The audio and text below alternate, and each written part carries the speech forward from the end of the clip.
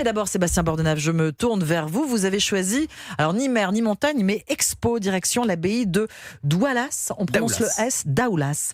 C'est dans le Finistère en Bretagne. Alors une exposition avec un titre bien mystérieux. Ma sorcière mal aimée. Mal nommée. Mal pardon. nommé, Mal nommée. rien à voir avec Ma sorcière bien aimée. Encore que, on s'en souvient, c'était une série diffusée dès 1964 aux USA, comprenant 254 épisodes. Le personnage principal était une sorcière avec les traits d'une jolie ménagère blondinette Elle qui bougeait faisait son nez comme bouger ça, son là. nez comme ça. Écoutez, on a le petit bruit, voilà, c'est formidable.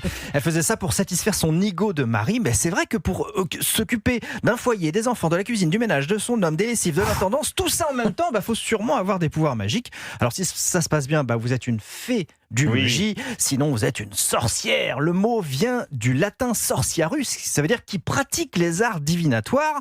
Notons que la prêtresse antique, elle, est historiquement louée, respectée, alors que la sorcière, on la brûle.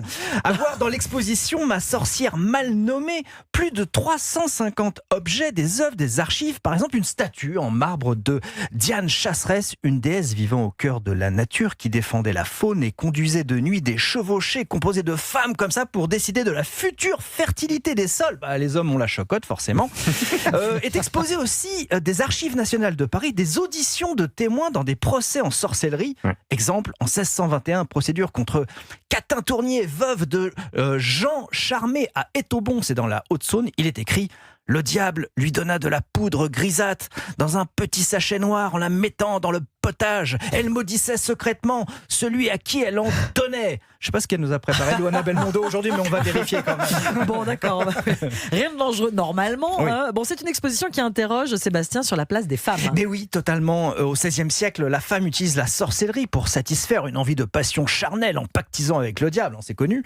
À la fin du XVIIe, en France, la sorcière devient une vieille femme effrayante. Tous les contes ont une sorcière. Et puis, avec la psychiatrie moderne, la femme n'est plus coupable. Ouf, elle est juste victime d'un démon. On va quand même au XIXe siècle faire plein d'expériences sur elle avec de l'électricité pour la soigner de ce qu'on va appeler longtemps et désigner comme de l'hystérie. Petit conseil lecture, Aïe. Pauline Chanu a sorti De la maison hantée. C'est un livre sur tout savoir sur l'histoire de l'hystérie. C'est passionnant. En plus, c'est une ancienne collègue européen. Qu'on embrasse. Et sinon, direction l'abbaye de Daoulas, fondée au XIIe siècle par les chanoines de l'ordre de Saint-Augustin pour l'expo Ma sorcière mal nommée. Petit mouvement du nez. Merci beaucoup Sébastien Bordenave, et on était dans le Finistère. On est dans le Finistère, pour cette expo. C'est en ce moment le Finistère pour la campagne, pour se balader aussi au bord de la mer.